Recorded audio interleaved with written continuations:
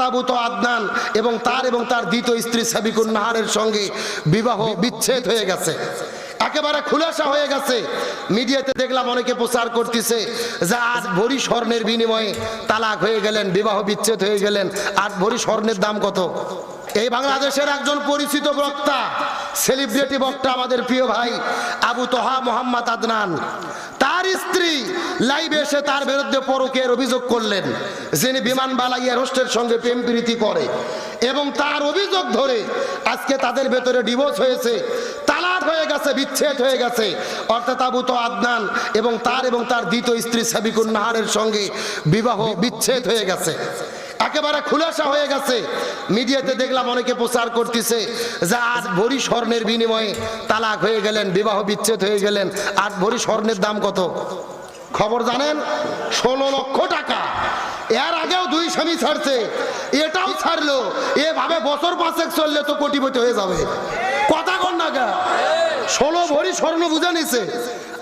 আগের স্বামী বলতেছে আমার এখানে 7 বছর সংসার করতে 2টা মেয়ে, সেই সংসার শেষ, আরেকটা শেষ, আরেকটা শেষ। স্বামী একটা ধরে আর একটা ছাড়ে, এটা কি কোনো ভালো স্ত্রীর লক্ষণ হতে পারে? সে আবার নিজেকে পরিচয় দিচ্ছে আমি আলেমা। ভালো করে বোঝেন, আল্লাহর কোরআন বলেছে শয়তানের ষড়যন্ত্র হলো দুর্বল, কিন্তু মহিলার ষড়যন্ত্র হলো ভয়ঙ্কর। সরাসরি কোরআনের বক্তব্য, সূরা নিসার 76 নম্বর আয়াতে আল্লাহ বলেন ইন্নাশ শাইতানি কানা দাঈফা, নিশ্চয় শয়তানের ষড়যন্ত্র হলো দুর্বল। আর সূরা ইউসুফের 28 নম্বর আয়াতে আল্লাহ বলেন ইন্না কাইদা কুন্না আযীম, মহিলারা যে ষড়যন্ত্র করে এই ষড়যন্ত্র যেন তেন ষড়যন্ত্র নয়, এই ষড়যন্ত্র হলো ভয়ঙ্কর ষড়যন্ত্র। শয়তানের ষড়যন্ত্রতে যদি পড়েন বাঁচার বুদ্ধি আছে, কিন্তু মহিলা যদি আপনার বিরুদ্ধে ষড়যন্ত্র করে ইউসুফ নবীর মতো অপবাদ পাওয়া ছাড়া কোনো উপায় নাই।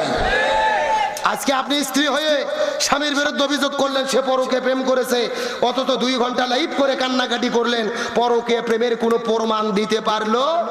শুধু কান্না করে বললো স্বামী আমাকে ধরে পিটাই মারে, ঝগড়া হয়। আচ্ছা বলেন তো, স্বামী স্ত্রী ঝগড়া হয় না, মারামারি হয় না, এমন কোন বাপের বেটা হাত তুলে বলতে পারবে? আমরা যে হুজুর আমাদেরও তো হয়। কথা কন না কা, স্বামী স্ত্রী সম্পর্কই হলো টক ঝাল মিষ্টি, সুখ দুঃখ কষ্ট সবই থাকবে।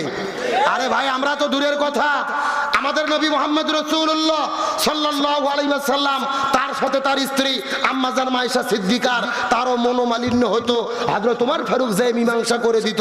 সুবহানাল্লাহ বলেন। তার মানে স্বামী স্ত্রীর মধ্যে ঝগড়া বিবাদ একটু মনোমালিন্য হতেই পারে। আপনি সেটা মিডিয়াতে যে প্রচার করে দিলেন, তার মানে আপনার উদ্দেশ্যই ছিল এই সম্পর্কে ছিন্ন করে আর এক জায়গায় যাওয়া। আল্লাহর কোরআন বলেছেন হুন্না লিবাসুল লাকুম আনতুম লিবাসুল লাহুন্না, স্বামী স্ত্রী উভয়ের পোশাক স্বরূপ। পোশাক মানে শুধু শাড়ি কাপড় নয়, পোশাকের ব্যাখ্যা হলো স্ত্রী স্বামীর ঘটনা জানে, স্বামী স্ত্রীর ঘটনা জানে, স্বামী স্ত্রীরটা গোপন রাখবে, স্ত্রী স্বামীর গোপন বিষয় গোপন রাখবে। এটাই হলো এই আয়াতের দাবি। আপনি কি ভাবছেন মিডিয়াতে প্রচার করে দেশের লোক এসে স্বামী স্ত্রীর গন্ডগোল মিটাতে পারবে? স্বামী স্ত্রী নিজেরা যদি স্বামী এবং স্ত্রী বানাইছে জন মিস্ত্রি, এ বড় কঠিন কারিগর, নিজেরা যতক্ষণ ঠিক না হবে বিচারপতি এসেও কোনো কাজ হবে না। এই জন্য ঝগড়া বিবাদ যাই হোক এটা নিজেরা গোপন রাখেন, এখন প্রকাশ করে দিলেন, সংসারটা বিচ্ছেদ হয়ে গেল। এটা কি ভালো হলো? যদিও হালাল, হাদিস আছে 3টে হালাল কাজ, কিন্তু আল্লাহর কাছে অপছন্দ। কয়টা হালাল কাজ? হালাল করা যাবে কিন্তু আল্লাহর কাছে অপছন্দ। 1 নম্বর হলো স্বামী স্ত্রীর ভিতরে বিচ্ছেদ, তালাক হওয়া। আর 2 নম্বর হলো ভিক্ষা করে খাওয়া, যদিও হালাল, আল্লাহর কাছে অপছন্দ। আর 3 নম্বর হলো ঋণ করা, মানুষের কাছ থেকে ঋণ নিয়ে পরিশোধ না করা। এগুলো কাজ কার কাছে অপছন্দ? সুতরাং আসুন স্বামী স্ত্রীর সম্পর্কে গাঢ় করি, নিজেরা মীমাংসা করি, শান্তি কায়েম করি। আলেমদের ভুল বুঝবেন না, প্রমাণ ছাড়া কোন আলেমকে জিনাকারী বলার কোন সুযোগ। শয়তানের প্ররোচনায় সবাই পড়ে, হুজুর মানে যে ফেরেশতা তা না, হুজুররাও অন্যায় অপকর্ম করে। তবে প্রমাণ করার আগে, তদন্ত করার আগে কাউকে অপবাদ দেওয়া যাবে? আলোচনা কি তাহলে আর মিনিট 10 টাইম দেওয়া যাবে? জোরে বলেন যাবে? তাহলে বলেন রাসূলের চাচা আবু তালিব কোথায় যাবে? আরো জোরে বলেন। আমার প্রিয় বন্ধুগণ, মুসলমান ভাইরা গভীর মনোযোগ লক্ষ্য করুন। নবীজির চাচা আবু তালিব কেন জাহান্নামের মধ্যে যাবে, আলোচনাটা আপনাদের মধ্যে অবশ্যই করব। তবে এখন আবার চলে যেতে চাই মহিলাদের আলোচনার দিকে। চিৎকার করে বলেন তো মহিলাদের কয়টা আমল করতে হবে? কিন্তু ফাতেমা জিজ্ঞেস করে বলে, বাবা আপনার কাছে জানতে চাই এই 4টা আমলের ভেতরে সবচাইতে দামি আমল কোনটা? মনে আছে না নাই? এ মুরবি মুরবি মুরবি, কি খবর বা? না না, বেশি পেশাব করা কিন্তু লক্ষণ ভালো না, ডায়াবেটিস হবে। বাড়ির বউ থাকলে আরো বিপদ। শোনেন, জীবনে কতদিন সিনেমার হলে গেছেন? এশিয়া মহাদেশের সবচেয়ে বড় সিনেমা হল নাম কি? মনিহার। হলত সিনেমা দেখতে যে 3 ঘন্টা সিনেমা দেখেছে এমনও যুবক পেশাব লাগলে ওঠে না, সিপি মেরে বসে থাকে। কথা কন না গা? তাহলে কোরআনের মহব্বতে 10টা মিনিট থাকা যাবে না? ওটা উঠির কোনো সুযোগ? আমার বন্ধুগণ, মুসলমান ভাইরা গভীর মনোযোগ লক্ষ্য করুন।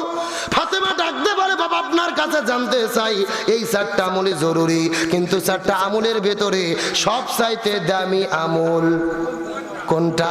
রাসূল ডাকতে বলে, ফাতেমা রে তুমি খুব গুরুত্বপূর্ণ প্রশ্ন করেছো রে মা। এই 4টা আমলের মধ্যে সবচাইতে গুরুত্বপূর্ণ আমল কোনটা? যদি জানতে চাও মনোযোগ দিয়ে শুনে নাও।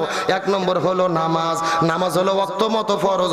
ফজরের সময় ফজর, যোহরের সময় যোহর, আসরের সময় আসর, মাগরিবের সময় মাগরিব, এশার সময় এশা। নামাজ হলো ওয়াক্ত মতো ফরজ। রমজান মাস যখন আসবে তখন রমজান মাসে রোজা রাখা ফরজ, রমজান মাসের বাইরে রোজা রাখা ফরজ। নামাজ হলো ওয়াক্ত মতো ফরজ।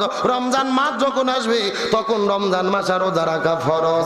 আর স্বামী যখন কাছে থাকবে তখন স্বামীর খেদমত করা ফরজ। স্বামী যখন কাছে থাকবে, জোরে বলেন কোথায় থাকবে? কোথায় থাকবে? স্বামী যখন কাছে থাকবে তখন স্বামীর খেদমত করা ফরজ। কিন্তু আপনাদের জিজ্ঞাসা করি, বলেন তো স্বামী বিয়ে করার পরে ওই বউকে রেখে যদি মালয়েশিয়া সৌদি আরবে যায়, ওই বউ কি স্বামীকে খেদমত করতে পারবে? আরো জোরে বলেন পারবে? দেখবেন কত স্বামীগুলো সুন্দরী মেয়েদেরকে বিয়ে করার পরে ওই বউকে ঘরের মধ্যে রেখে বিদেশে চলে গেছে, 10 বছরে বাড়ির মধ্যে ফেরে না। বইয়ের নামে অ্যাকাউন্ট করেছে, প্রত্যেকটা মাসে মাসে বউকে টাকা পাঠায়া দেয়। 10 বছর পরে বাড়ির মধ্যে আসার পরে দেখে ঘরের মধ্যে বউ নাই, অ্যাকাউন্টে টাকাও নাই। এ কথা কোন কথা কোন? এমন ঘটনা আমাদের দেশের মধ্যে ঘটে কি ঘটে না? তার মানে বোঝা গেল স্বামী স্ত্রী যখন কাছাকাছি থাকে না তখন ভেজাল হওয়ার সম্ভাবনা আছে না নাই? এই জন্য নবী ডাক দিয়ে বললেন, স্বামী যখন কাছে থাকবে তখন স্বামীর খেদমত করা ফরজ। আর পর্দার কোনো বয়স নাই, পর্দার কোনো মুহূর্ত নাই, পর্দার কোনো ওয়াক্ত নাই। একটা মহিলা যুবতী হওয়ার পর থেকে প্রতিটি জায়গায়, প্রতিটি ক্ষণে, প্রতিটি মুহূর্ত পর্দা মেনে চলা ফরজ।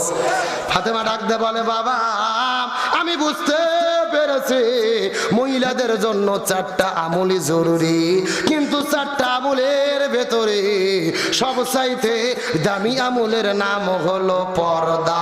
জোরে বলেন আমল কি? কে রে পর্দার মিছিল করতে কি ভয় লাগে? এমন সাউন্ড দেবেন মহিলা প্যান্ডেল যেন পার হয়ে যায়। এ সবচাইতে দামি আমলের নাম কি? আরো জোরে। জোর হলো না? ওই পর্দা করার দরকার আছে না নাই?